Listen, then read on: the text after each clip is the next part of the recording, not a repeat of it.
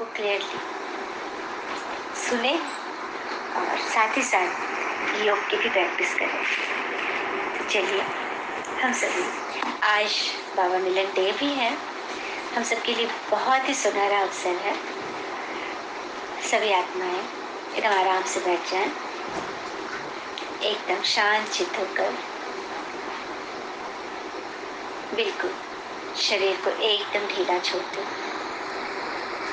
एकदम शांत अवस्था में मैं आत्मा भृकुटी सिंहासन पर विराजमान अति सूक्ष्म ज्योति बिंदु धीरे धीरे अपनी आंखें खोलकर अपनी भृकुटी सिंहासन पर आत्मा को देखें। मैं आत्मा एक चमकता हुआ दिव्य सितारा, मैं आत्मा परमपिता परमात्मा की संतान, सूक्ष्म एनर्जी जिस पूरे शरीर को चला रही है। मैं आत्मा आज सभी प्यारे बच्चों से रूबरू हो रही हूँ, जिन्होंने हमें इतना मान दिया। उन सबको धन्यवाद कर रही हूँ। प्यारे बाबा को मन ही मन याद करें। आज अव्यक्त मिलन डेट भी है और आज की वाणी भी अव्यक्त है। बाबा ने आज बहुत सुंदर वाणी चलाई है। आज की डेट है 1 नवंबर 2020। तो बाबा संडे की वाणी जो विशेष सब्जेक्ट पर होती है, उसकी टाइटल है श्रेष्ठ तकदीर की तस्वीर बनाने की युक्ति। भगवान जब यहाँ आते हैं तो हम सब आत्माओं के भाग्य बनाते हैं, हमारी श्रेष्ठ तकदीर जगा देते हैं। तो वो तस्वीर कैसे बनती है, उसे बाबा ने इस वाणी में बहुत सुंदर रीति एक्सप्लेन किया है। चलिए, हम सभी बड़े प्यार से बाबा को ध्यान से देखते हुए सुनते हैं। आज तकदीर बनाने वाले बाप दादा सभी बच्चों की श्रेष्ठ तकदीर की तस्वीर देख रहे हैं। तकदीरवान तो सभी बने हो, लेकिन हर एक के तकदीर की तस्वीर की झलक अपनी अपनी है। बाबा सबकी तकदीर तो बना ही रहे हैं, तो तकदीरवान तो सभी बन गए, लेकिन सबकी तकदीर की तस्वीर जो है वो अपनी अपनी है। किस तरह से बाबा इसको क्लियर कर रहे हैं? बाबा कह रहे हैं, जैसा कोई भी तस्वीर बनाने वाला तस्वीर बनाते हैं ना, तो कोई तस्वीर हजारों रुपए के दाम की बिकती है और कोई साधारण सी होती है, होता है ना। हम सभी जानते हैं कि जो पेंटर होता है, तस्वीर बनाता है, तो किसी की तस्वीर काफी मूल्य में खरीदी जाती है और किसी की साधारण होती है, किसी की तो बिकती भी नहीं है। तो सबकी अपनी अपनी मतलब अपनी चॉइस है, अपनी लगन है, अपनी कला है। यहाँ बाप दादा द्वारा मिले हुए भाग्य को, तकदीर को तस्वीर में लाना अर्थात प्रैक्टिकल जीवन में लाना है। बाबा जो हमें तस्वीर बनाने की विधि सिखा रहे हैं, उसे सिर्फ हम कैनवस पर ही नहीं उतारे, बल्कि अपने जीवन में प्रैक्टिकली उसे उतारे, धारण करें। तो ऐसे करने में अंतर हो जाता है आत्माओं के बीच। तकदीर बनाने वाले ने एक ही समय और एक नहीं सभी को तकदीर तो बांटी है। भगवान ने एक ही समय सबको तकदीर बराबर ही बांटी है, लेकिन तकदीर को तस्वीर में लाने वाली हर आत्मा भिन्न भिन्न होने के कारण जो तस्वीर बनाई है उसमें नंबरवार दिखाई दे रहे हैं। बाबा ने तो सबको बराबर बांटा, लेकिन बच्चे उसे लेने में, यूज करने में नंबरवार हो जाते हैं। कोई भी तस्वीर की विशेषता नैन और मुस्कुराहट होती है ना। किसी भी व्यक्ति को भी हम देखते हैं तो दो चीजें हमें विशेष आकर्षित करती है, एक तो नैन और दूसरी उसके चेहरे की मुस्कान। तो बाबा भी हमें बता रहे हैं, इन दो विशेषताओं से ही तस्वीर का मूल्य होता है। जैसे कि देवी देवताओं की तस्वीर, क्या देखते हैं हम? एक तो रूहानियत दृष्टि की और दूसरी हर्षित मुखता चेहरे की। इन दो विशेषताओं से तस्वीर का मूल्य होता है। तो यहाँ भी तकदीर के तस्वीर की यही दो विशेषताएं हैं। नैन अर्थात रूहानी विश्व कल्याणी, रहम दिल पर उपकारी दृष्टि। नैन अर्थात रूहानी विश्व कल्याणी और पर उपकारी रहम दिल दृष्टि होनी चाहिए। अगर दृष्टि में यह विशेषता है तभी उस भाग्य की श्रेष्ठ तस्वीर बनती है। यदि दृष्टि में विशेषता नहीं है, दृष्टि में ही मतलब बाबा तो बराबर बोलते हैं ना कि आंखों को सिविल बना, क्योंकि आंखें ही क्रिमिनल होती है। तो दृष्टि में वो विशेषताएं होगी तभी भाग्य की श्रेष्ठ तस्वीर बनती है। मूल बात है ही दृष्टि और मुस्कुराहट, चेहरे की चमक। यह है सदा संतुष्ट रहने की, संतुष्टता और प्रसन्नता की झलक। इसी विशेषताओं से सदा चेहरे पर रूहानी चमक आ जाती है, रूहानी मुस्कान अनुभव होती है। यह दो विशेषताएं ही तस्वीर का मूल्य बढ़ा देती है। कितनी सुंदर बात है, तस्वीर का मूल्य बढ़ता है इन दो विशेषताओं से। आज हमने इसको अच्छी रीति सुना। अब आगे बाबा कौन सी और विधियां बता रहे हैं जो हम थोड़ी डिटेल में सुनेंगे। तो तकदीर की तस्वीर तो सभी ने बनाई है। तस्वीर बनाने की कलम बाबा ने सबको दे रखी है। वह कलम है श्रेष्ठ स्मृति, श्रेष्ठ कर्मों का ज्ञान। अब बाबा ने हमें क्या दिया? तकदीर बनाने की कलम ही दे दी। तो वो कलम है श्रेष्ठ स्मृति और श्रेष्ठ कर्मों का ज्ञान। श्रेष्ठ कर्म और श्रेष्ठ संकल्प अर्थात स्मृति, इस ज्ञान की कलम द्वारा हर आत्मा अपनी तकदीर की तस्वीर बना रही है और बना भी ली है। बाबा उन बच्चों की भी हमें जानकारी दे रहे हैं जिन्होंने अपने श्रेष्ठ कलम से अपनी तकदीर बना भी ली और कई बना भी रहे हैं। तो तस्वीर तो बन गई, नैन चैन भी बन गए। अब लास्ट टचिंग है संपूर्णता की।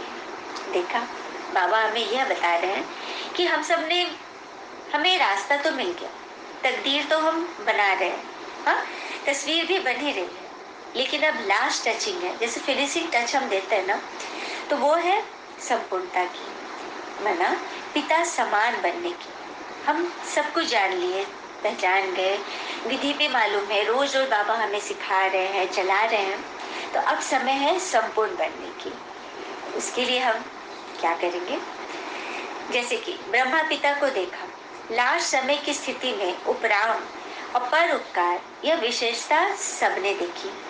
ब्रह्मा पिता जो संस्था के फाउंडर हैं, उनको हमने देखा लास्ट समय में जब उन्हें परमात्मा की प्रवेशता का आभास भी हो गया, तो उन्होंने बिल्कुल उपराम स्थिति को पाया, एकदम अपने शरीर से उपराम होकर, विकारों से उपराम होने की स्थिति पे पर उपकार की विशेषता, मतलब सब कुछ अपनी चल अचल संपत्ति सब कुछ ट्रस्ट के नाम करती। जिस तरह से उन्होंने अपनी विशेषता दिखाई, स्व के प्रति कुछ भी स्वीकार नहीं किया, न महिमा स्वीकार की, न वस्तु स्वीकार की, न रहने का स्थान स्वीकार किया।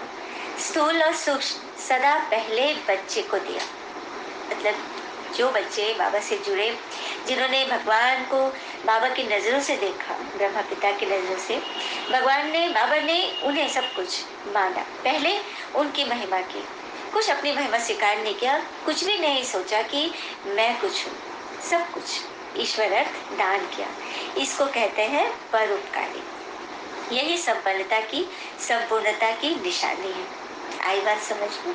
बाबा संपूर्णता की जो परिभाषा हमें दे रहे हैं, फिर हमने एग्जाम्पल से समझा कि ब्रह्मा पिता ही वो एग्जाम्पल बने जो हमारे आदि देव है, आदि गुरु है। फिर बाबा आगे समझा रहे हैं कि मुरलियां तो बहुत सुनी, अब मुरलीधर बन सदा नाचते और नचाते रहना है। मुरली की धुन, कोई भी संगीत हम बजाते हैं तो क्या करता है? मन करता है ना नाचने का, झूमने का। तो ये बाबा कह रहे हैं कि मुरलियां तो सबने बहुत सुना, तो अब मुरलीधर बन सदा नाचते और नचाते रहना है। मतलब खुशी में स्वयं भी आना है, औरों को भी रखना है। मुरली से सांप के विष को भी समाप्त कर लेते हैं। मतलब धुन में सांप भी कैसे अपना विष छोड़कर नाचने लगता है, भूल जाता है कि मैं कितना जहरीला हूँ। तो ऐसे मुरलीधर हो जो किसी का भी कितना भी कड़वा स्वभाव संस्कार हो उसको भी वश कर दे, अर्थात उससे मुक्त कर नचा दे, झुमा दे। कितनी सुंदर बात बाबा ने बताई ना। मतलब ऐसा मुरलीधर बनो, मुरली से इतना प्रेम हो, लगन हो कि आपके सामने कैसी भी आत्मा हो, कितने कड़वे संस्कार हो, कितने भी मतलब एकदम भरे पड़े हो, उनके भी स्वभाव बदल जाए, वो भी कुछ क्षण के लिए भी आपके साथ मगन हो जाए, खुश हो जाए, हर्षित हो जाए। तो अभी ये रिजल्ट देखेंगे कि कौन कौन ऐसे योग्य मुरलीधर बनते हैं।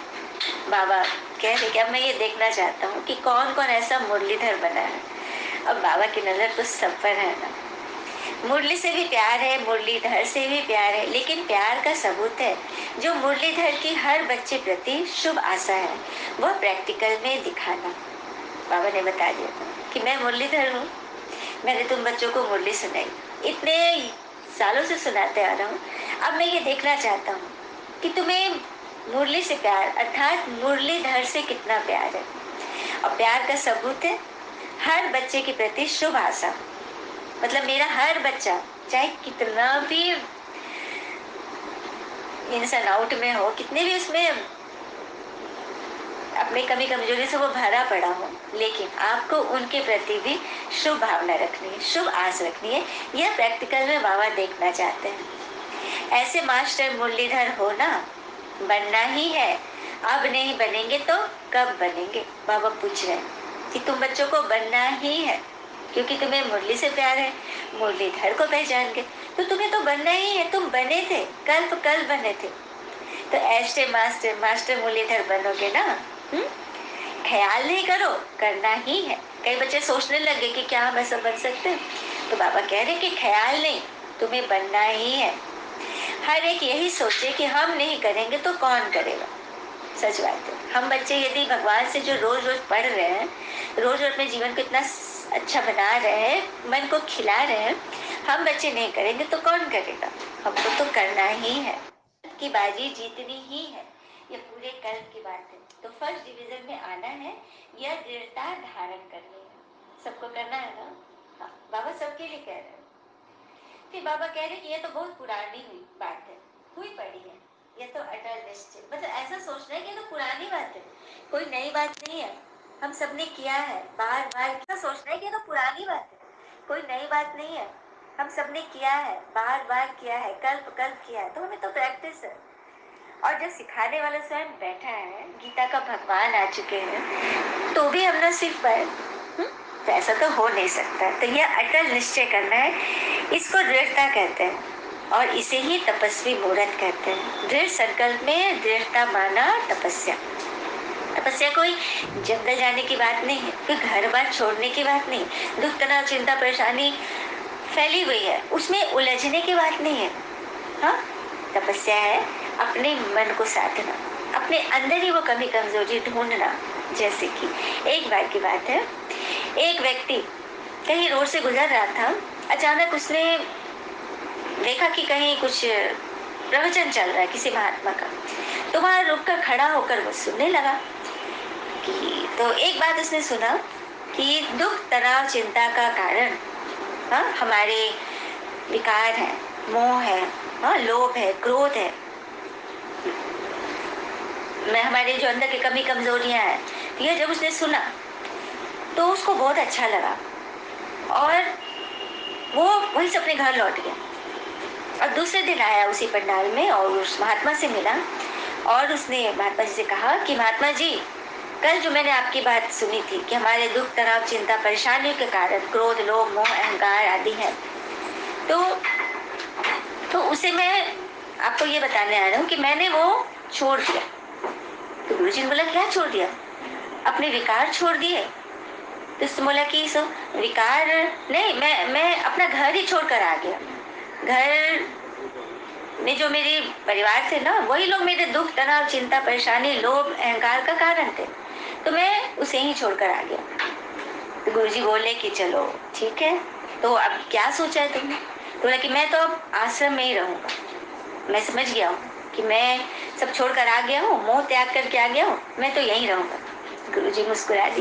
गुरुजी बोले ठीक है, तुम यहीं अब आश्रम में रहो, और उसको आश्रम में रहने के लिए कह दिया। उस दिन रात में तो बहुत अच्छा से रहा, उसको बहुत अच्छा लगा कि मेरा तो सब विकार ही खत्म हो गया, मोह लोभ क्रोध अहंकार लोभ सब कुछ मेरा छूट गया। दूसरे दिन सुबह हुआ, नाश्ता पानी वहाँ आश्रम में अच्छा से किया। 10-11 बजे हो गए। गुरुजी ने बोला उसे कि सो आज तुम्हें एक टास्क दिया जाएगा। तो जी गुरुजी मैं बिल्कुल करूंगा। तो भी नया नया आया था, बड़ा उत्साह था उसके अंदर। तो गुरुजी ने बोला कि यहाँ से सीधे चले जाना, बाईं ओर दिशा में एक गांव है, वहां तुम जाना।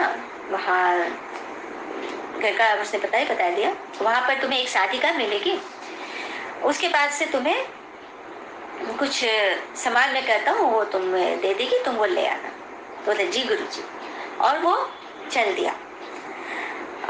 तो 10-11 बज रहे थे, धूप पूरी सर पे चढ़ी हुई थी, सूरज। और रास्ता में जब जा रहा है, पसीने पसीने हो रहा है, थक भी रहा है, पैदल जा रहा है, गांव दूर पड़ रहा था। रास्ता बस सोचते जा रहा था कि अभी मेरी पत्नी होती तो मुझे भूख लग रही, मुझे अच्छा सा खाना बना के खिलाती। और रास्ते पर बस सुख सुविधा को याद कर रहा है कि ऐसे पैर दुख रहा है, ये है। फिर किसी तरह वो गांव में उस घर में पहुंचा तो साधिका ने दरवाजा खोला तो देखा कि एकदम युवती नुमा है, काफी दिखने में भी बहुत अच्छी लग रही है। एक झलक उसने देखा, उसके बाद युवती ने उन्हें अंदर बुलाया, अंदर आके बैठा, अच्छा सा आसन दिया बैठने के लिए और पूछा नाश्ता पानी, फिर उसको बढ़िया से भोजन पानी भी कराया और बड़ा खुश हो रहा था, अच्छा लग रहा था उसको। और रास्ते में वो सोचा था कि मैं पूरी खाऊंगा, मैं ये खाऊं, ये सब्जी खाऊंगी, और सच में साधिका ने उसे वही खिलाया। इसको बड़ा अच्छा लगा, अरे जो सोच रहा वो हो रहा है। और गर्मी लग रही थी तो साधिका उसे पंखा भी चल रही थी, उसको ये भी बहुत अच्छा लग रहा था। फिर वो साधिका नीचे बैठ गई तो ये भोजन कर रहा था और साधिका के पाँव को देख रहा था और विचार कर रहा था कि पाँव कितने अच्छे हैं, उसको बहुत अच्छा लग रहा था, मतलब और भोजन कर रहा था। तो साधिका ने कुछ देर के बाद बोला कि सो इस शरीर में क्या रखा है, ये तो विनाशी चीज है। तो जब इसने ऐसी बात बोले तब इसको लगा कि अरे ये तो सब समझ रही है। और फिर कुछ देर वो रुका, उसको भूख के बाद उसको आराम करने का मन किया, सोच ही रहा था। तो साधिका ने बोला कि अब आप थोड़ा आराम कर लीजिए। मतलब उसको एकदम आश्चर्य लग रहा था कि जो वो सोच रहा है वही काम हो रहा है। तो फिर वो आराम कर लिया और उसको फिर बहुत अच्छा लग रहा था, मतलब नरम बिस्तर, और आश्रम में तो उसको चटाई पे सुलाया गया था, तो उसको बड़ा अच्छा लगा। उसके बाद फिर वो उठा और विदा लेकर वो चलते बना, गुरुजी के पास पहुंचा। तो गुरुजी ने बोला कि कैसा लगा तुम्हें सब कुछ? तो बोला कि बहुत अच्छा। तो गुरुजी बोले कि अच्छा, तो मैं तुमसे यह पूछना चाहता हूँ कि तुम्हें कैसा लगा, मतलब क्या तुम अब संतुष्ट हो, तुम्हारा सब मोह क्रोध लोभ मतलब सब छूट गया है, तुम्हारे अंदर कोई तृष्णा नहीं है? तो बोला कि सो हाँ, मुझे तो नहीं लग रहा है वैसा। तो गुरुजी ने मुस्कुरा के बोले कि मुझे सब कुछ पता चल गया। उस साधिका ने को मैंने तुम्हारे पास मतलब तुम्हारी जानकारी लेने के लिए भेजा था कि क्या तुम्हारे अंदर जो तुम कह दिए थे कि मैं सब कुछ छोड़ कर आया हूँ, क्या वो सब छूट गया है? तब वो समझ गया कि साधिका ने इन्हें सब कुछ बता दिया है और तब उसकी नजर नीची हो गई और उसने मान लिया कि मैं सही रीति से मैं अब समझ गया हूँ कि सिर्फ कह देने मात्र से नहीं, घर छोड़ देने से नहीं, हमारा मोह लोभ हमारे विकार नहीं छूटते। फिर गुरुजी ने आगे समझाया कि ये सब कुछ बाहरी चीज नहीं है, ये अपने भीतर का है, अपने अंदर के विकार है, हमारे अंदर से ही हमें लड़ना है। कहते भी है ना कि बाहर की चुनौतियों से नहीं, अंदर की कमजोरियों से कब तक भागते रहेंगे। और उसी को हटाने के लिए तो बाबा हमें यह ज्ञान सुना रहे हैं। हम बाबा ने बोला ना कि तुम्हें मैं प्रैक्टिकल अब देखना चाहता हूँ, सिर्फ भाषण करना और सुनाना ही पर्याप्त नहीं है कि हमने बहुत कुछ कहा, बहुत कुछ सुनाया, लेकिन खुद को कितना सुनाया, कितना प्रैक्टिकल में उसे जीवन में उतारा, यह बाबा देखना चाहते हैं। और यही हमारे हमारे जो पक्की स्थिति है वो इसी से उजागर होगी। तो यही है सच्ची तपस्या, इसी को कहते हैं। फिर आगे बाबा बोल रहे हैं कि मैं हाईएस्ट हूँ, होस्ट भी हूँ और गोल्डन गेस्ट भी हूँ। होस्ट बनकर मिलते हैं और गेस्ट बनकर आते हैं। मतलब बाबा हमसे होस्ट बनकर मिल रहे हैं, लेकिन बाबा तो है गेस्ट, आते हैं और चले जाते हैं। कितनी सुंदर बात है वो। फिर आगे बाबा बोल रहे हैं, जिसके घर में भगवान मेहमान बनकर आए वो कितने भाग्यशाली है। ब्रह्मा भगवान बोल रहे हैं कि जिनके तन में स्वयं भगवान विराजे हैं, भगवान बनकर आए हैं, वह तन कितना भाग्यशाली है। तभी तो बाबा उन्हें भागीरथ की संज्ञा देते हैं। रथ को भी मुबारक है, क्योंकि वह पाठ बजाना भी कोई कम बात नहीं है। ब्रह्मा पिता को बाबा इसलिए इतना मान देते हैं। और आज जो अव्यक्त मिलन है, इसको हम बाप दादा मिलन की डेट मानते हैं। बाप दादा अर्थात पिता हो गए और दादा हो गए ये ब्रह्मा बाबा। तो ये दोनों कंबाइंड स्वरूप में साकार दादी के तन में माउंट आबू मधुबन में आज आने वाले हैं। और ये डेट है, बाबा आकर ये अव्यक्त मुरली चलाते हैं। तो बाबा ने भी बोला ना कि मैं रथ को भी इतना मान देता हूँ, तभी तो बाप दादा दोनों कंबाइंड होकर आकर हमें मुरली सुनाते हैं। कितनी बड़ी विशेषता है ना ब्रह्मा बाबा की, जिन्होंने पुरुषार्थ करके अपने जीवन को इतना साधा और हमारे लिए एक रोल मॉडल बन गए। तभी तो बाबा कहते हैं ना, फॉलो फादर करो, ब्रह्मा पिता को फॉलो करो। समाने की शक्ति की विशेषता से हाँ, तुम्हारा विशेष पाठ कहो व गुण कहो, तो सभी सेवाधारियों में यह भी सेवा का पाठ बजाने वाली स्थिति है। मतलब जब तुम अपने जीवन में निर्विघ्न सेवाधारी बनोगे, सेवा में देखो जितना आगे बढ़ेंगे ना, तो विघ्न तो उतने ही मजबूत रूप से आएंगे। लेकिन हमें यह निश्चय रखना है कि हमें चलाने वाला कौन है। जब स्वयं भगवान हमें चला रहे हैं, तो फिर डर किस बात का। फिर आगे बाबा बोल रहे हैं, डबल विदेशियों को भी डबल थैंक्स। बाबा विदेशियों को डबल विदेशी कहते हैं। देखो, हम भारतवासी भी विदेशी हैं, क्योंकि परम धाम से नीचे आए तो ये विदेश है हमारे लिए। लेकिन भारत से भी जो बाहर से है, उसे बाबा डबल विदेशी कहते हैं। तो डबल विदेशियों को बाबा डबल थैंक्स दे रहे हैं, क्योंकि मधुबन की शोभा अच्छी कर देते हैं। ब्राह्मण परिवार के श्रृंगार है डबल विदेशी। ब्राह्मण परिवार में देश वालों के साथ विदेशी भी है। तो सभी को बाबा पदम गुना मुबारकबाद दे रहे हैं।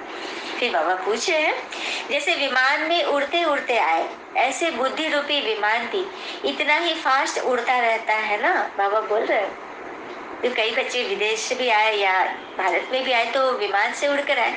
फिर बाबा बोल रहे हैं कि उड़ते उड़ते आए हो, तो ऐसे बुद्धि रूपी विमान भी इतना फास्ट है कि घर बैठे हैं, लेकिन बुद्धि हमारी उड़ गई, परम धाम पहुंच गई। इतनी तेज गति से उड़ती है। बाबा पूछ रहे, क्योंकि यह विमान सरकमस्टांस के कारण नहीं भी मिले, लेकिन बुद्धि रूपी विमान सदा साथ है। बाबा उन बच्चों को हौसला अफजाई कर रहे हैं जो बच्चे मधुबन नहीं पहुंच सके। तो बाबा कह रहे, जो बच्चे पहुंचे हैं, विमान से गए या ट्रेन से गए या अपनी गाड़ी से गए, तो वो तो पहुंचे ही हैं। लेकिन जो बच्चे नहीं पहुंचे, उनके लिए बाबा कह रहे हैं कि आपके बुद्धि रूपी विमान तो बिल्कुल सही है ना, उससे तो कोई सरकमस्टांस परिस्थिति नहीं रोक सकती। हाँ, कोई इंजन की इसमें खराबी नहीं आ सकती। तो आप सब सेकंड में वहां पहुंच जाते हो। तो इस विमान के मालिक हो ना, बाबा कह रहे हैं, बुद्धि रूपी विमान के मालिक तो सभी हैं, तो सेकंड में पहुंच जाओ। सदा ये बुद्धि का विमान एवर रेडी रहना चाहिए, अर्थात सदा बुद्धि की लाइन क्लीन एंड क्लियर हो। बुद्धि सदा ही पिता के साथ शक्तिशाली हो, तो जब चाहेंगे, जिस सेकंड चाहेंगे, भगवान से मिल लेंगे, मिलन बना लेंगे, है ना। फिर बाबा ने बोला, सदा अपने को राजयोगी श्रेष्ठ आत्माएं अनुभव करते हो। बाबा पूछ रहे हैं, अपने को राजयोगी मानते हो? राजयोग अर्थात स्वयं पर राज करने वाला योग सीख रहे हो? तो कहाँ तक सीखे? प्रैक्टिकल स्वरूप बने हो। राजयोगी अर्थात सर्व कर्मेंद्रियों के राजा। हमारे सर्व कर्मेंद्रिया, ये कर्मेंद्रिया शरीर की जो है, जो दिखाई दे रही, आँख नाक कान मुंह हाथ पैर, और सूक्ष्म कर्मेंद्रिया क्या है? आत्मा की 3 सूक्ष्म कर्मेंद्रिया है, मन बुद्धि और संस्कार। तो मन का काम है सोचना, बुद्धि निर्णय देती है, और मन और बुद्धि एक ज्वाइंट एफर्ट से जो काम करते हैं, वही हमारा संस्कार बन जाता है। निरंतर से हम जो काम करते हैं नियमित रूप से, दैट इज कॉल्ड आवर संस्कार। तो इन कर्मेंद्रियों पर जब हम राज करना सीखेंगे तभी हम सच्चे सच्चे राजयोगी बनेंगे। जो कर्मेंद्रियों के वश चलने वाले हैं उनको प्रजा योगी कहेंगे, राजयोगी नहीं, क्योंकि ये कर्मेंद्रियां हमारी प्रजा है। जो राजा प्रजा की बात पे चल रहा है, प्रजा ही उसके सारे रूल्स एंड रेगुलेशन बना रही है, तो उस राज्य का क्या अस्तित्व? कभी भी कोई भी हमला कर देगा, क्योंकि वो राजा अपने मन से तो चलता ही नहीं। कोई भी आत्मा माने वो आश्रित है, किसी न किसी की बात उसे सुननी है, किसी न किसी की बात पर चलनी है, उसकी खुद की बुद्धि तो काम नहीं कर रही, तो वही बनेगी उसके मालिक ने सेविका बना रहा है। मालिक तो राजा है। तो राजयोग से हम आत्मा को राजा की सीट पर बिठा लेंगे। कितनी बड़ी बात है। जब ज्ञान मिल गया कि यह कर्मेंद्रिय मेरे कर्मचारी है, मैं मालिक हूँ, तो मालिक कभी सेवाधारियों के वश नहीं हो सकता। किसी भी घर में जब नौकर मालिक हो जाए और मालिक उसकी जी हुजूरी में लगा रहे, तो उस घर में कौन आना चाहेगा? उस घर का अस्तित्व ही क्या रहेगा? वो कब का ढह जाएगा। तो वही बात है, आज हमारी आत्मा का यही हाल हो गया। आत्मा राजा है, लेकिन मालिक बन के उसकी कर्मेंद्रिय मन के गुलाम बन गया। मन जो चाह रहा है वही कर रहा, आंखें जो चाह रही वही देख रही है, मुख जो चाह रहा है वो खा रहा है। भले से बीमारी है, डॉक्टर ने मना किया है, लेकिन जीव को स्वाद लगा हुआ, उसे तो खाना ही नहीं है, तो फिर गुलामी तो होगी और तबियत खराब भी होगा। तो कितना भी प्रयत्न कर, लेकिन राजयोगी आत्माएं सदा श्रेष्ठ रहती है। प्रजा योगी प्रजा में ही जाएगी और राजयोगी आत्मा राजघराने में आएगी। तो सदा राज करने के संस्कार अभी राजयोगी जीवन में भरने हैं। अभी का ही समय है कि हम राजयोगी बनने के संस्कार राजघराने में आने वाली जो बातें हैं उसको भी जीवन में धारण करें। कुछ भी हो जाए, यह टाइटल अपना सदा याद रखना कि मैं राजयोगी हूँ। बाबा बार बार कह रहा है कि कुछ भी हो जाए, कितने बड़े से प्रॉब्लम आ जाए, लेकिन आप राजयोगी से अपने टाइटल को नीचे नहीं आने देना। कभी भी प्रजा योगी में मत आना, मतलब पुरुषार्थ में ढीलापन मत करना। सर्वशक्तिवान का बल है, भरोसा है, तो सफलता अधिकार रूप में मिल जाती है। जब सर्वशक्तिवान पिता हमारे साथ है तो संस्कार रूप में हमें सब कुछ मिल ही जाएगा। अधिकार सहज प्राप्त होता है, मुश्किल नहीं होता है, क्योंकि अधिकार जो होता है ना वो हमें सहज प्राप्त होता है, मुश्किल नहीं होता है।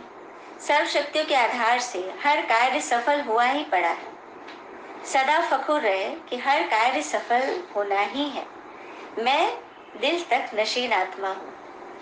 सदा हमें यह सोचना है कि हमें कोई फिक्र नहीं, तो सदा फकुर में रह, वरदानी बन, वरदान बांटते चलो। सदा अपने को पिता के रूहानी बगीचे के रूहानी गुलाब समझते हो? बाबा आगे पूछ रहे हैं। सबसे खुशबू वाला पुष्प गुलाब होता है।